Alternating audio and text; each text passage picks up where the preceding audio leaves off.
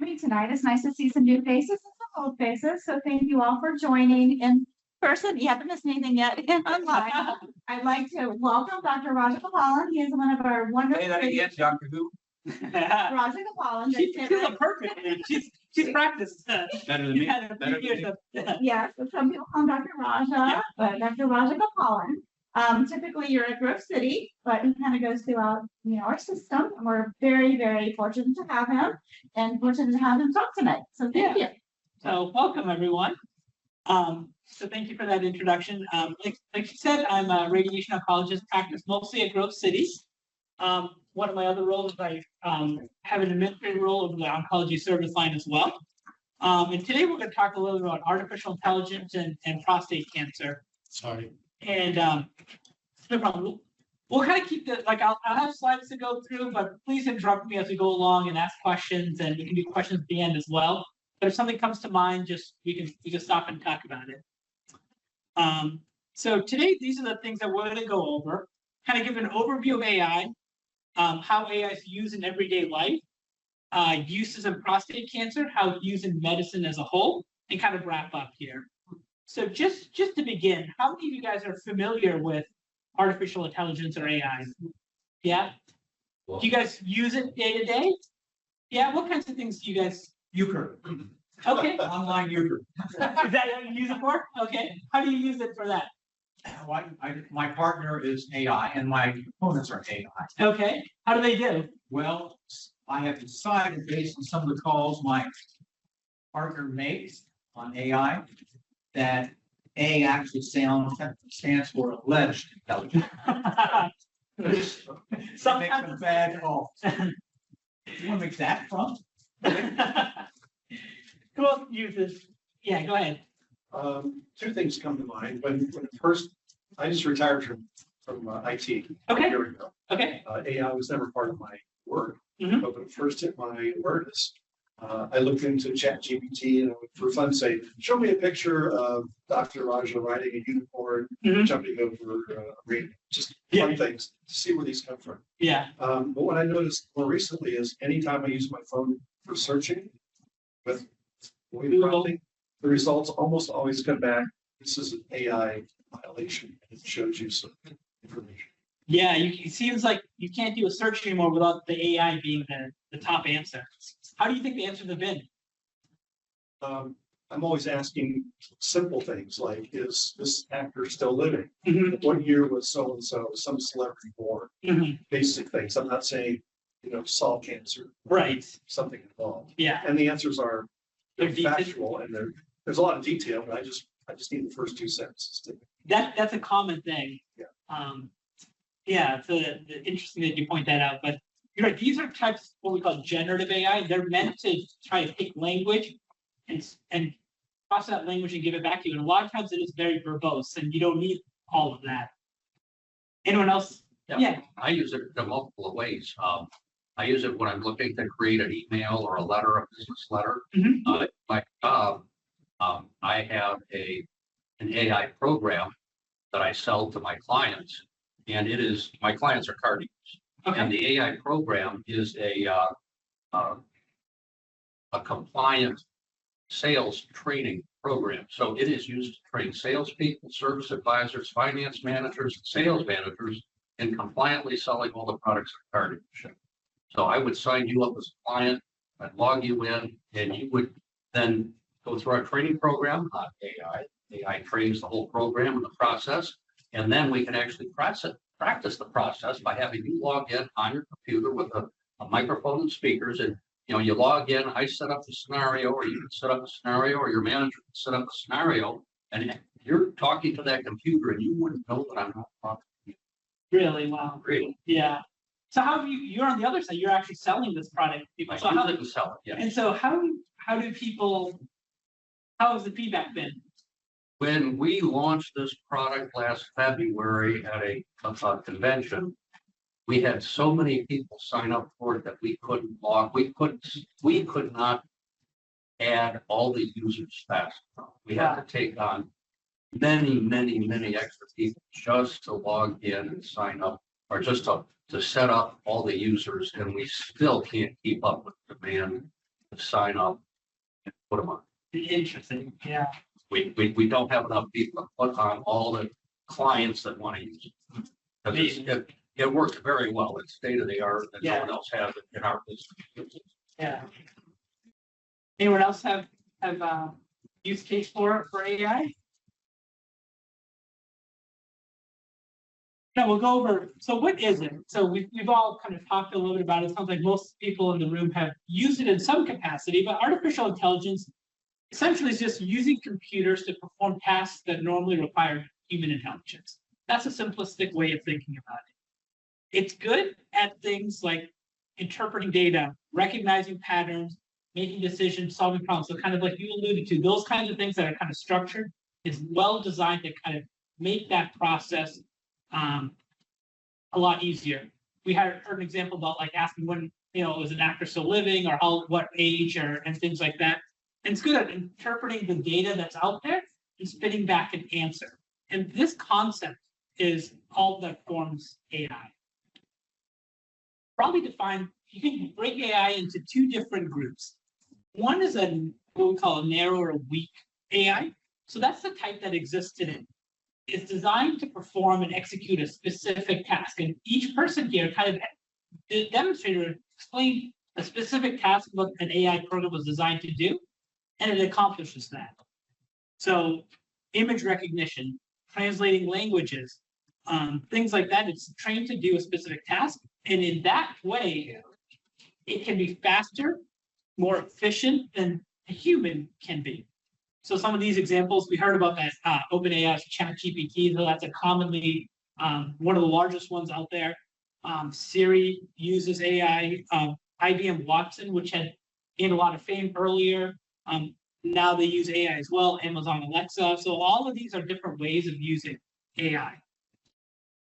They're thinking the future will be what we call general AI, so artificial general intelligence, strong AI. It's still not here yet, but the idea is that could the machine do any task that a human can do? So right now, we'll talk a little bit about this, but for the weak AI, you're training a model to do a specific task. But with artificial general intelligence, it can learn from the past and accomplish new tasks in a different context. Or it does that. Does it? Great. And that's what humans can do, right? You can learn from your experience. You can walk into a new setting and understand what's happening and learn and do things. And that's the goal of trying to get these types of AI programs to get to that state. But why all of a sudden, 10 years ago, we weren't talking about AI, and it sounds like everyone's talking about it now.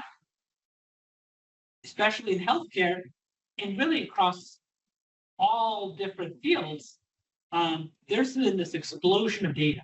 There's a ton, everyone's generating tons of data, the amount of new videos and things like that generating YouTube, the amount of healthcare data we're generating, every single finance, every single discipline is generating all this new data now.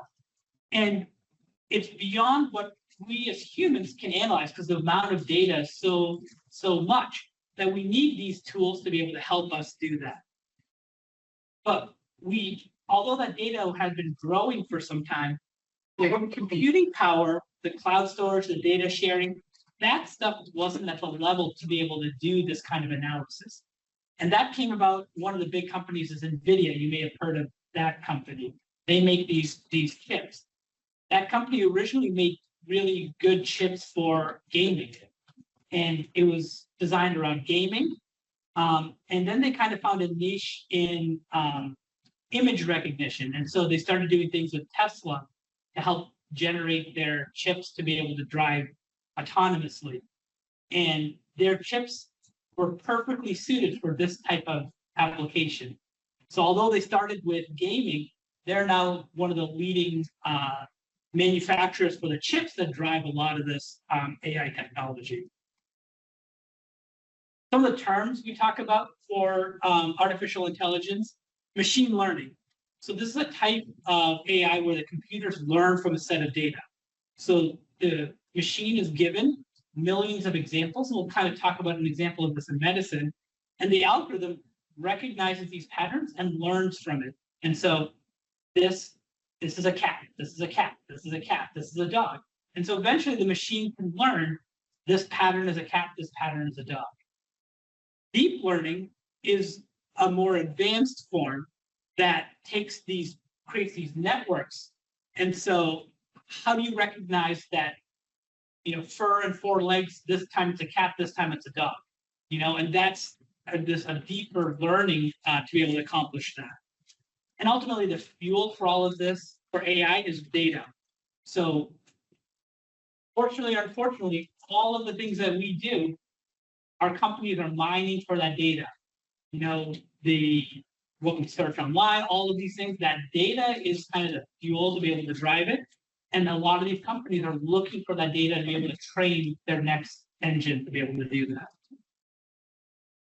So how does it work? This is kind of that example here. So the input is the data that goes into the AI. So you feed this algorithm all of this information, and then the machine will start to learn patterns in that data. And then it forms a neural network. It creates patterns just like our brain does, creates patterns and connections between the data and expert systems. So it actually can then take that and actually do a task, take new data, process it, and generate back a result that's helpful, hopefully for the user. That's the concept of how this works. So how do we use this in day-to-day life? Like we said, most of us can't. So if you use a smartphone or you go online, you do a search, most often now the first search term is going to be an AI-generated result. So it's embedded on our phones in terms of those personal assistants like the Google Assistant or Siri. These are all using AI to be able to help with these types of queries. Personalization. So if we go on Netflix or Prime or any of these types of services, it's watching, it knows what you've watched, what you've liked, what you've skipped, what you've not liked, and that's creating a pattern for it so that it can use that kind of pattern to predict what you might like to watch in the future. Similarly, like your social media feed, shopping sites, they're looking at the sites that you've been to and helping predict or target advertising to you. Navigation and maps, using that real-time data from traffic to be able to help find fastest routes and even kind of be more predictive of a route that you should be taking based upon previous patterns from before.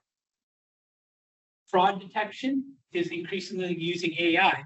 And so this is just pattern recognition, right? So if you know a certain pattern of things that is likely to represent fraud, if the credit card company can detect that earlier, that saves them. And it saves them money, it saves you a lot of hassle. And so that's one use. And here we talked about like recognizing cat and dog, and this is recognizing human, like a pet versus not. So some of these home security devices will have a camera and it'll recognize certain movements should not be there, like an intruder should not be there, but your pet walking around should be able to recognize that that's your dog and that's not something for a concern. So these are all kind of ways that AI is being used in daily life. Because of the way it's done, it's an algorithm that's constantly learning. So every time you interact with it, it's going to learn from that interaction and get better. And that's kind of this rapid cycle that we see even with ChatGPT from a year or 2 years ago till now. There's a tremendous amount of difference. And if you use it, sometimes you'll get two different answers and I'll ask you, which one do you like better? You're essentially training it like, I like this answer because it's more concise, or I like this answer because of the way it's bulleted. And it learns your preference and it kind of uses that the next time. So how do we use this in medicine? So like I said, there's an explosion in medicine. One of the facts from IBM is that 90% of the world's data was generated in the last 2 years. That's how rapidly we're generating data. Healthcare data doubling is every 73 days. That's an unbelievable statistic. How quickly, how much data we're generating. Healthcare compared to some of the other fields is really outpacing in terms of growth. And they estimate that it's going to make up 1/3 of all data that's out there. Medical imaging, 3.6 billion scans, x-rays, CAT scans are generated each day. And all this data is out there. And if we could extract and get better information to help patients or help clinicians, help us be more efficient, that's going to be beneficial. And AI is perfectly suited to do this pattern recognition for the reasons we talked about. Yeah, Are you taking questions during the presentation? please. On the previous slide, the number of healthcare being 1/3 of all data or more than 1/3. Is that the amount of data being created and stored, or the number of, for example, individual records that are being created? I think just data and stored. So if you look at your own chart and how much stuff is in there in just your chart, you take a PET scan or a CAT scan, that's a tremendous amount of volume of information that's generated from that as well. So not necessarily individual records, but all of that in aggregate.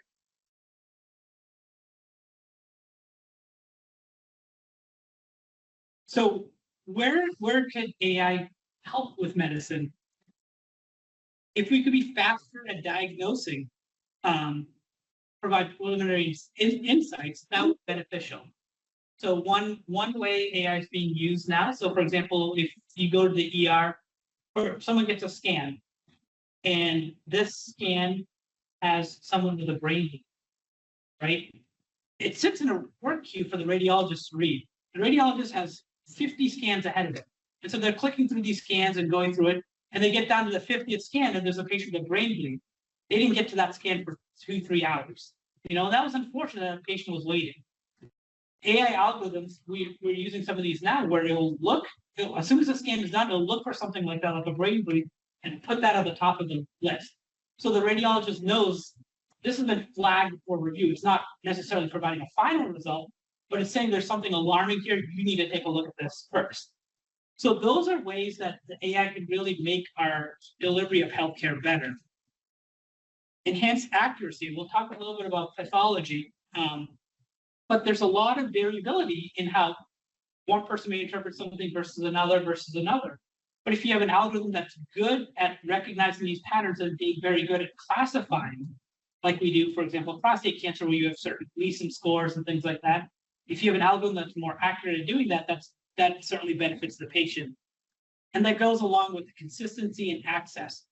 All of us in healthcare, and as you know, there's limited amount of access, especially in certain parts of the country where there's limited healthcare resources.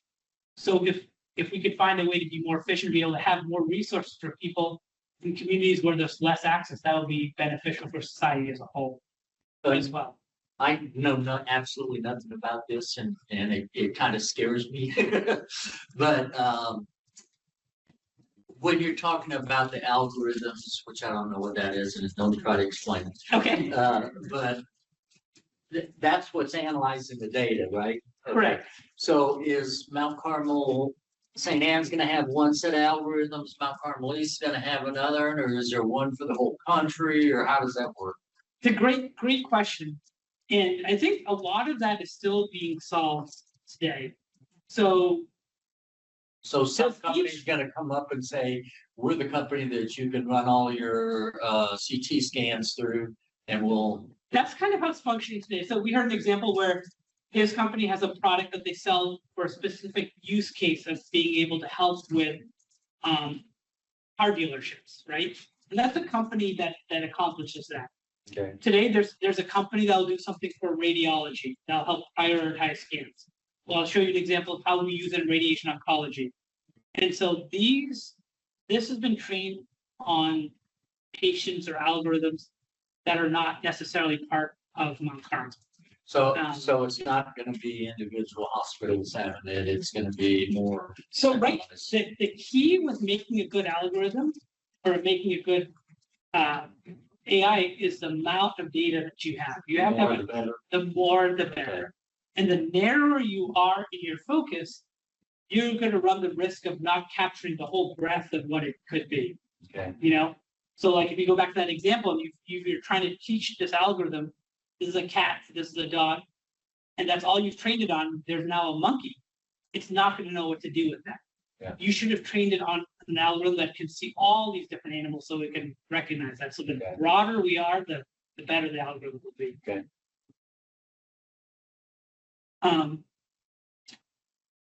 Yeah, I think we covered all three of these examples. But you said that you were scared about it, and I think that's right, because this is different than, this is different for humanity than it's ever been before. So isn't anybody else worried that it's gonna get a mind of its own and not, Absolutely, I think we just said in the beginning that their goal is to try to make this a little bit more autonomous and doing that on its own. And what are the implications of doing that? I mean, well, I don't remember, but like 50 years ago, there was some movie where it was like, open the pod door. And it was, That's right. I'm sorry, I can't do that, Dave. Exactly. And there's plenty of movies that have talked about these types of scenarios. And we have to be cognizant of the risks of all of this data and creating these models to be able to do that. Medical data is particularly sensitive, right? We want to be careful about where our medical data goes. And if these companies are gobbling up all this data, is that being kept safe and secure? Is it leaking out to places where we don't want it? Well, I didn't want that my chart, but I really didn't have any choice. I mean, like the doctor did it or the hospital did it, like it's all out there now, so. Right, and it's hard to stay completely anonymous and not connected to any of these things. I mean, I don't have my location on my phone. Right. And so from the technology standpoint, we have to be cognizant of these risks. Models can be biased, and a lot of that happens because you don't train it in a population that's wide ranging. If you've only trained a model in only on men, and it's not applicable to women, that's a bias that you introduce into the model. But that bias didn't come necessarily or directly because of the machine. It came because of the data that was fed into the machine. So how do we pay attention to that, especially in healthcare, that we're not biasing the model? And ultimately, these tools are good, but they're only as good as how the human can interpret it. Because still to this day, we have to know what the biases are in it, what the limitations are, and be able to take that and apply that information to a patient. So how do we use this in prostate cancer? Prostate cancer, as you all know, is the most common cancer diagnosed in men, and there's a wide range of prostate cancer. Really, it's almost like there's different cancers that all originate in the prostate. We call it prostate cancer. Very, very slow growing cancers that often or many times don't need any treatment, to ones that are rapidly growing and need treatment promptly. Some of the challenges here is picking out that wide extreme where you're telling some patients you don't need to do anything for treatment, and on the other hand, we're looking at starting treatment as quickly as possible because of how fast it's growing and spreading. So how can we diagnose these cancers early? Pattern recognition determine the grade of the cancer, and determining that aggressiveness, especially in prostate cancer, is really critical. I think someone mentioned before about imaging and MRIs and things like that. This is an example of an AI algorithm we talked about in predicting a stroke earlier. And this is using an application doing the same for an MRI. And so can the algorithm be able to predict where are the areas that are suspicious for cancer? So help the radiologist read that. Why is this important? A place like Columbus has radiologists who are subspecialty trained or specifically trained to be able to read these MRIs for prostate cancer. And if you've ever had a prostate MRI, there's a whole process on the patient side of the prep and all of that stuff to be able to get it done because of how high quality the image is and how precise you have to be with interpreting that. Is Mount Carmel using that now? We are not using an AI for reading not just on prostate, but on like CTA scans and that. So right now, as far as I know, we're not using those algorithms or that type of. So it's still a person looking at it saying this is No, in every scenario in the US, there's always a person looking at it that's providing the final interpretation. And the question is, can this help the radiologist? You know, so if you're in a place where they don't have access to that subspecialty care, can this help that radiologist figure out where they should be looking? Or will it help a radiologist who's been through 100 scans that day to not miss this spot on that patient? Those are the kinds of things that it could potentially be helpful for, but nowhere is it doing the final read. Pathology is another similar example. So all of these are image-based in pattern recognition, right? And these are all well suited that you keep training the algorithm that this is a Gleason 6, this is a Gleason 6, this is a Gleason 7.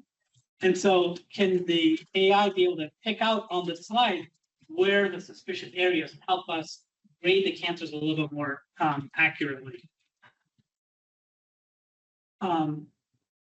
There's this concept called a multimodal AI, and this is being used today. This is already out there. It's part of our guidelines now. So patients will, this is the patient journey here. So the patient has either elevated PSA or some kind of signs or symptoms of prostate cancer. They get a biopsy, and then we need to risk stratify. And many of you have probably been through this, where you get your Gleason score, you get your PSA, you have your exam, and we're trying to decide, are you a low risk patient, an intermediate risk, a high risk patient, and determine the treatments based upon it. Today, the way we put people into these categories is how high is your PSA, what does your Gleason score look like, and what does your exam look like? That's the way we make that determination today.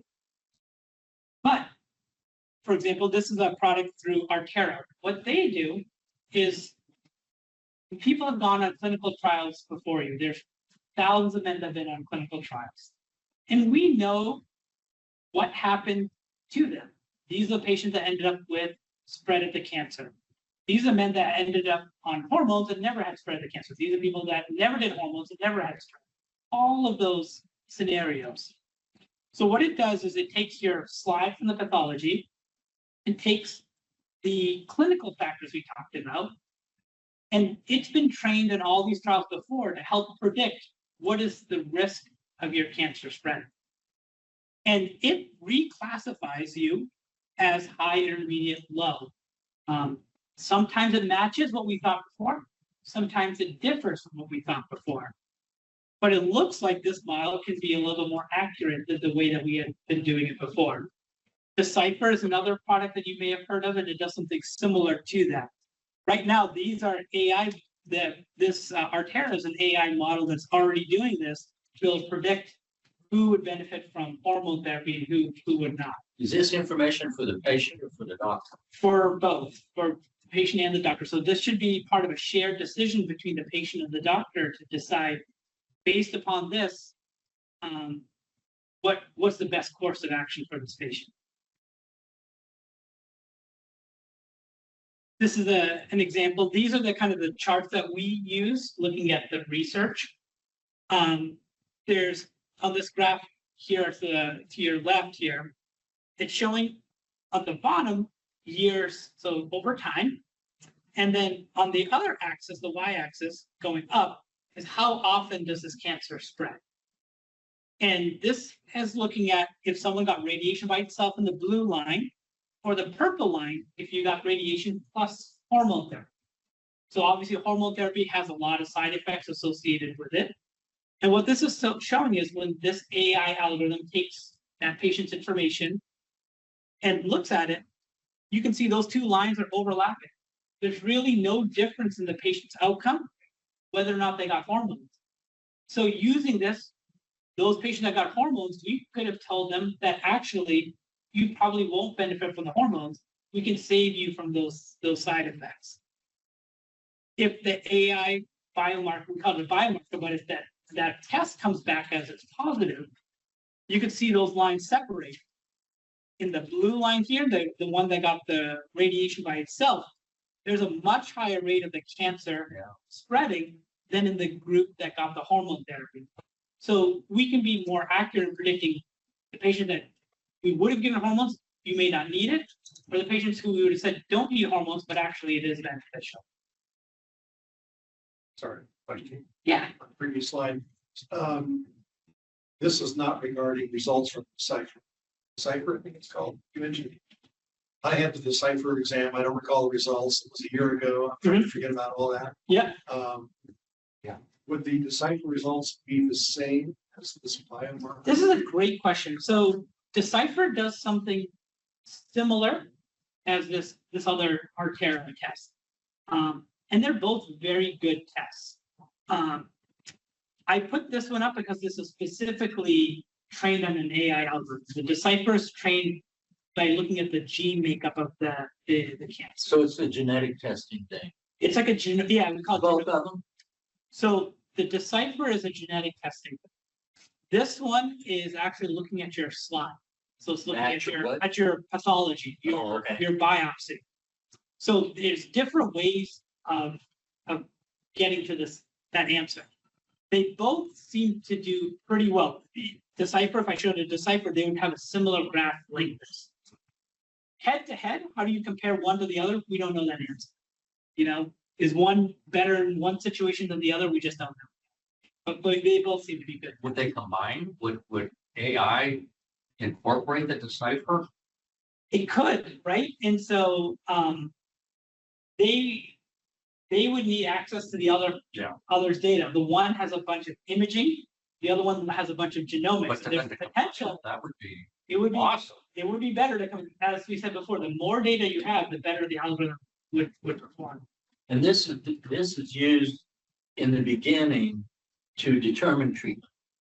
Yeah, that's one of the ways it's being used now, is in the beginning to But like me, I've been on treatment for 10 years and it's working, Mhm. so they wouldn't be using it unless some change. Probably. These two tests are designed that way. Okay. But there's no reason why a test couldn't be designed in your scenario too in the future. But these are some of the early ones that have come out so far, and they're used in the upfront set.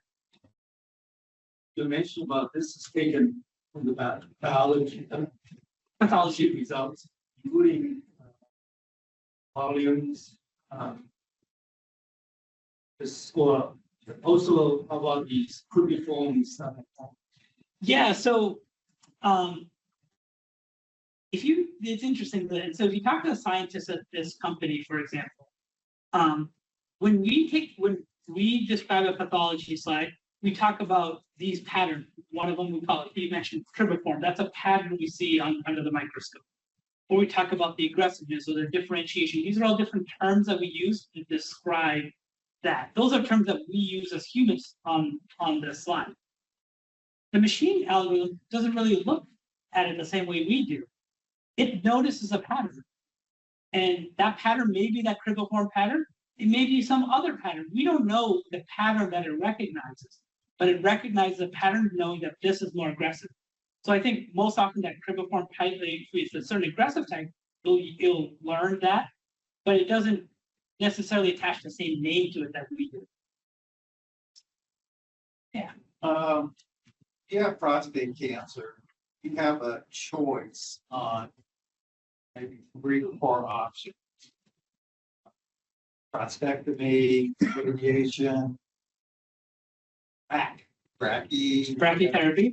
Is there a AI that would say, because of your scores, they recommend A over B or C, or is there something out there like that?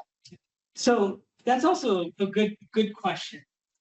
And there's a lot of patient-facing tools that are out there to help take your preferences into account, because sometimes it's driven by this cancer would do better with this treatment versus another treatment.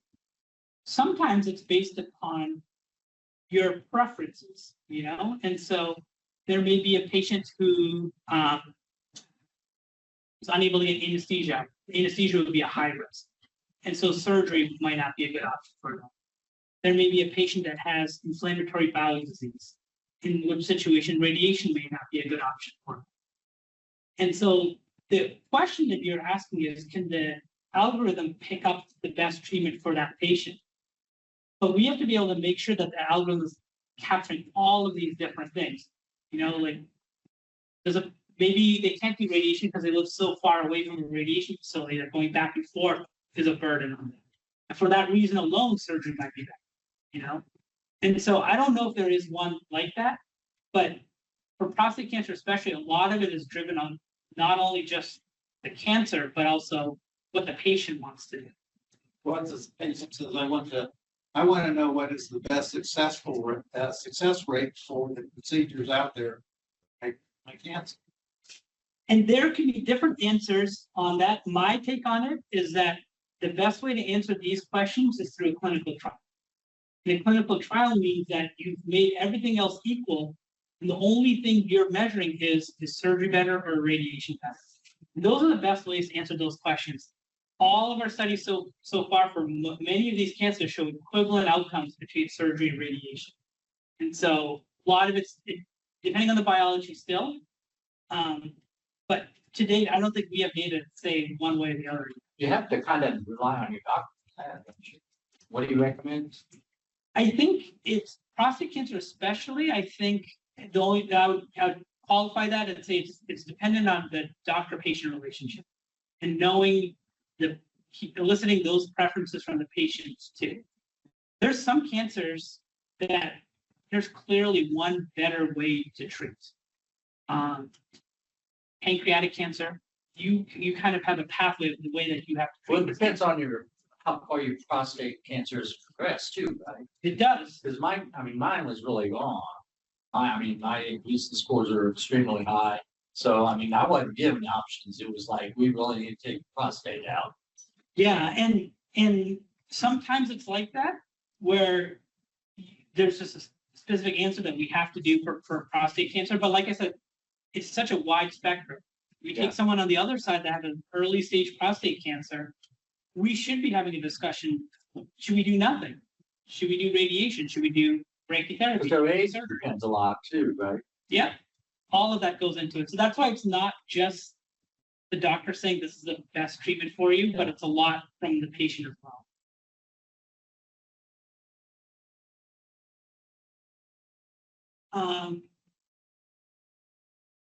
This is kind of showing a similar slide to that.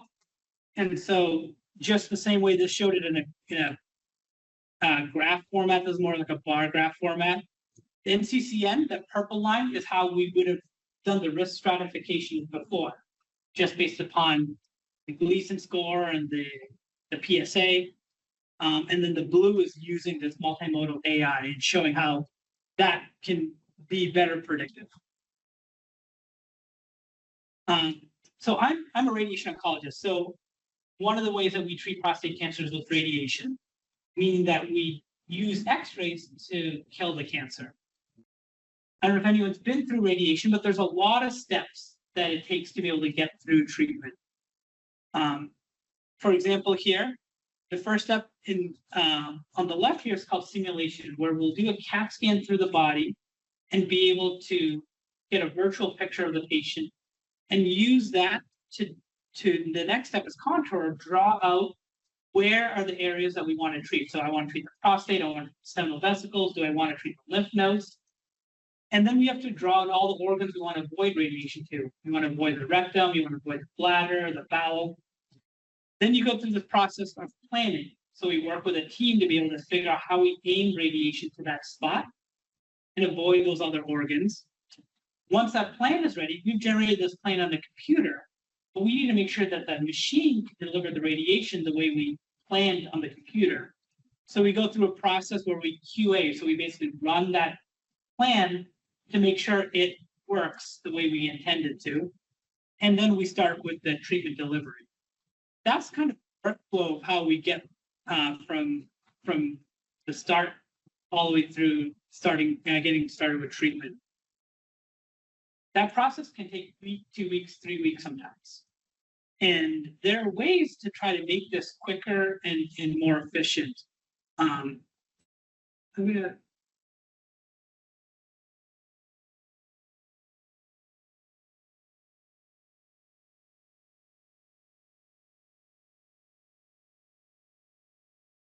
yeah, I'll take that out of control it.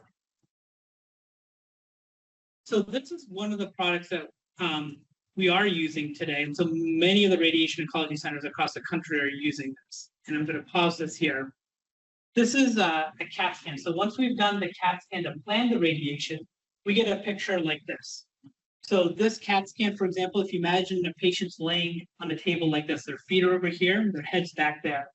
And we've taken a slice, if you slice a loaf of bread. That's what we're looking at here.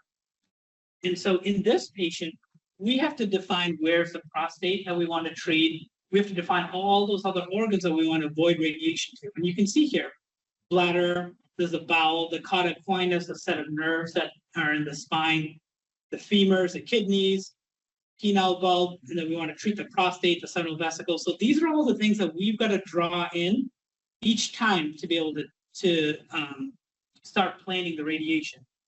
And these are drawn manually, slice by slice, on every single patient, every single time. This is an algorithm which has been trained on thousands of CTs, and it is good at this pattern recognition. And you can see here, it has already, within 30, 45 seconds, it's already drawn in all of these structures. And so it's already drawn in the prostate, and now we're just reviewing. We're just looking at the kidney here. Just let it play here for a second.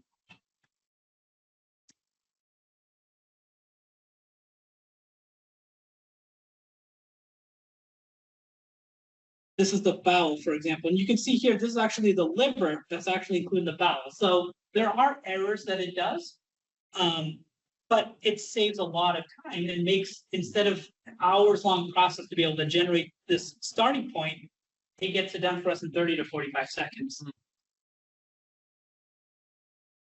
And then once that's done, it'll generate this, and we can start to plan. So it makes that process to get from that mapping of the radiation to the starting of treatment a lot quicker. What we're starting to do now is, once this patient has been set up and the plan is ready, you can see like the yellow here is the rectum, and then over here, this is the bladder. And each day, the rectum and bladder can look a little bit different, right? You can't be perfect and look exactly the same each day. So if we've generated a plan with it looking like this, but the bladder looks different one day to the next, what do we do about it? Today, there's not a whole lot we do about it. We'll tell you, maybe you need to drink a little bit more, we'll try again the next day.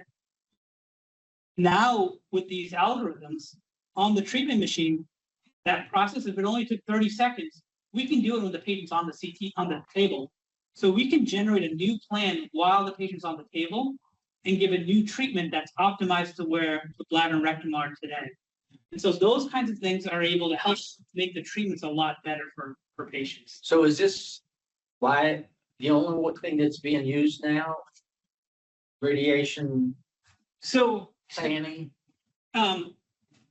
Today, we use that auto contour and that auto segmentation to be able to draw in the organs. We do use that today.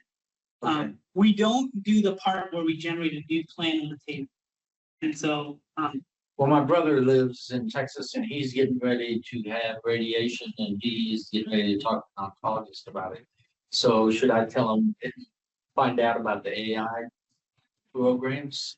so I don't think it wouldn't change his treatment in one way or the other. Okay. So either way, as you saw, even when the AI does this, I still have to look at all of it and make sure it looks good. Okay. It just saves me and my staff. It makes it a little more efficient. Okay. So it's not going to change his treatment. Okay. So in terms of conclusion, so we've all kind of talked about how we use AI in day-to-day life, and we're starting to use that in medicine and in prostate cancer already. So we think there's going to be more ways we can use this in pathology as well as in radiology for diagnosis and detection. We think we can personalize the treatment plans. We talked about the Artera AI and Decipher, these types of ways to predict what type of treatments the patients would need to go through. We talked about integrating that genomic information, the clinical information, to be able to be more accurate with how we can come up with a treatment plan. And in radiation, we talked about how we're using contouring or this auto planning as well. The future is that we want to be more personalized in how we deliver the care. And that's ultimately the goal. we use a lot of data to make a better recommendation for that individual. And the quicker we get to having that data more real time, the better. As someone asked, I did put this in here, but how can we better take into account someone's history and their preference? That's not being well done today, but I think that's where we're headed, to be able to take those things into account as well. Is genetic testing like pretty much universal now when they get diagnosed with prostate cancer? Not necessarily. Okay. And so not everyone has that done. And still we have these tests, but like I said before, we're doing the clinical trials today to be able to figure out how we validate. Breast cancer has done that for about 10 years or so. And so that's kind of farther ahead. We've been using it in breast cancer. It's newer in prostate cancer. But we're starting to use it already. You talked about radiation. There's some CyberKnife out there. Mhm. And what else is there besides the CyberKnife? So the way I would say it is like if you talk about cars, there's different car manufacturers. And like that, CyberKnife is one machine that's able to deliver radiation. Like that, there's different manufacturers that make different machines that do it. But regardless of the type of machine, the concept of the radiation is. Well, I mean, I would assume that, I don't know anything about CyberKnife or anything, but the advertisement says if there's less sessions for about, and to me, less sessions would be better than more sessions. But if Yeah. another manufacturer says, this is my machine, So how do you pick? and a lot of that is a discussion with the patient and the physician, obviously. The way I'll answer that is the CyberKnife, not to get too technical, but the CyberKnife in radiation in general, the prostate cancer of all the cancers we treat needs one of the highest doses to be able to eradicate the cancer. And of all the organs of the body, the rectum is one of the most sensitive to radiation. You have a tumor that sits right next to a sensitive organ. That's our problem in radiation oncology. And our only way to have fixed this problem is by spreading out the dose.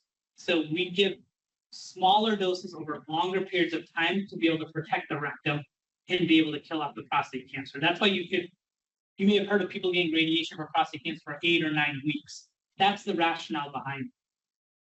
As the technology's gotten better, we're able to be more precise with how the radiation is delivered, more accurate with it, and be able to see like the bladder and rectum and make sure we're not hitting it. Can we shorten that interval and make it faster? So we've gone from 9 weeks to 5 weeks on a lot of the machines. The CyberKnife has a way of checking where the prostate is located in real time during the treatment. And so because of that, they're able to shrink that course down to just 5 days. And that's the reason why the radiation is the same, but because of the sophisticated way it checks where the prostate is, you're able to do it fast. Yeah. Right. So on the data, sometimes it's all about the data. But the problem, you haven't said anything about where you're getting it from. So like, do different household systems contribute? Does the government collect it all? What if somebody doesn't want to share their data? And so what is being done to protect people's data? I know. Not just protect it, but assemble as much data as possible beyond Ohio. Yeah, it's a very, very important question. If we reference that Artera trial that was done before, the way that they get their data was through the clinical trials. So the NCI. So over time, there've been dozens of clinical trials that the NCI has run across the country. And when you sign up for a clinical trial, the patient personally consents to the fact that their data may be used or their specimen may be used to be able to, at the time that it was done, it didn't say AI, but may be used for future research. And the patient provided consent for that to happen. So is there one like big database, all the hospitals? No. No, there's not one like that. There's Okay. the sharing of data is still limited. But I think that's where we're gonna need, I put that's the first thing I put under ethics here. Is how do we ethically share, do we share this data? Do we not share this data? You know, someone may want their information shared, another person may not. It has to be. If it's anonymized, why would you feel? Yeah, I mean, it's a good question, but there are some people that don't want their data ever to be shared. There's some people that don't trust that it's gonna be anonymized and appropriate. And so as a society, how do we deal with these types of situations? We need a lot of data to train this, which may be for the greater good, but it may be bad to have all this data out there in these companies. All data might charge automatically. No, I don't think that's not the way that it works today. And at least my understanding is you've got to personally consent for your data to be shared like that. We talked about privacy, we talked about the bias, we talked about having equitable access for people for this. And like I said, a lot of this is going to depend on our regulatory bodies as well. How do we make sure that these types of technologies are being regulated so that they remain safe and they remain for the greater good of society? How do we make sure that if this model tells us something, how do we know that that's real? You know, it's one thing to look up something on Google and it gives you a result, but there's a concept of hallucination with these AI models. I don't know if you push it, it will just spit back information that is sometimes not even true, but it's trained to give you an answer. It's not going to say, I don't know. It's going to give you something and it may be inaccurate. How do you make sure that in the medical setting, we're not having those types of issues? So these are all kind of important, real practical things we've got to think about in medicine for AI. So thoughts, I think it's a powerful tool. It can make our healthcare faster, more precise, more accurate. Our goal always is to make outcomes for patients better and reduce the side effects of treatment. And we can see that there's ways that it can do that, but we've got to balance the safety and ethics of the technology as it continues to advance. That's all I have. So thank you all for listening, and I'll take more questions. Yeah. Thank you. Do you foresee a day ever? That's impossible to answer. Do you ever foresee a day where AI will be attached to a Da Vinci machine, for example, do everything on its own, and then there's no doctor and no surgeon in the room, or he's there if the machine fails for some reason? Is there going to be AI directed surgery? I think it's a long way away if that happens. For a few different reasons. One, the amount of surgery, especially the amount of variables you get into once you start getting in there, is immense. But honestly, if you asked us 15 years ago, do you think it's possible for a car to drive itself? We would have said there's too many variables for that to ever happen, right? And it seems like that's getting closer too. There's a medical legal aspect to it. So who's liable when something wrong happens? You know, there's also, I think, a huge part of medicine is not just having the procedure done, but trusting the care team and having those types of conversations and being able to counsel you and being with you through that entire journey. And those are all important parts that I still think humans have a huge role to play. So I think to completely eliminate humans from doing it, I don't really see that. But could I imagine that the surgical process of the surgery could be faster, or could be more efficient, or could be safer in some way with having AI? Potentially could be. So then is the next step AI malpractice? Yeah, I know, right? Sue the program. That's right. Yeah, go ahead. Yeah. So a long time ago, we were trying to model some behavior, and we couldn't come up with a good model. So we did the neural network. Neural network did it great, but we couldn't really understand why there was no like simplified model, it just gave you the result. It was really good, but we didn't understand why. Is modern AI better telling you why? I think it's the same problem. I think it tells you, because you don't really see the logic necessarily of how it got to that answer. It got to an answer, and I think that's kind of a challenge. Can AI, can you train AI? To do that. So the reason I answered that way is because I asked the scientists at the Artera, what is it that you're looking at on the pathology to have trained that? Are you just doing a better job at making the Gleason score, or is there something specific that you're looking at? And they couldn't answer that question, and so maybe there are models that you can, but I think a lot of the models have a similar problem where you don't know why it's coming to that conclusion. So Is AI gonna help with the cost? Bring costs down if they're gonna get more and more efficient? Problem with medicine is the cost never comes down, right? That's the allure that these AI companies have sold. And companies are investing billions of dollars into buying as much AI compute as they can to be able to hopefully If bring you them up. don't have to treat somebody, AI tells you don't have to treat them, you're saving data, right? You are, but if it tells you to treat, I mean, you can see it both ways. Yeah, I don't know. I mean, I think that the thought is that one day it will make things more efficient and cost less. Do you need, for that the contouring example, do you need as many people if the AI can save some time? Potentially that's a cost savings. So I don't know. I mean, it's hard to say, but I think the idea would be that it could do that. Yeah. AI has this, we'll call it phenomenon of hallucinating, Mhm. where it gets lost, comes up with an answer which you can tell is on its face is wrong. Yeah. Or maybe it's so sophisticated, so detailed that you can't tell it's wrong. Mhm. How do we plan to handle that? That's a in great medicine? That's a great question. And it's like I use the chat GPT quite a bit. And it will often tell you, it's trained to be a people pleaser. It Yeah. wants to tell you something that you want to hear, because at the end of the day, that's its goal, is to kind of make you happy. Not necessarily give you the right answer. Right answer sometimes makes you happy, but sometimes it just needs to give you something. And you can ask it one way, and it'll give you an answer, and you say, actually, I don't think that. You say, okay, I agree with you.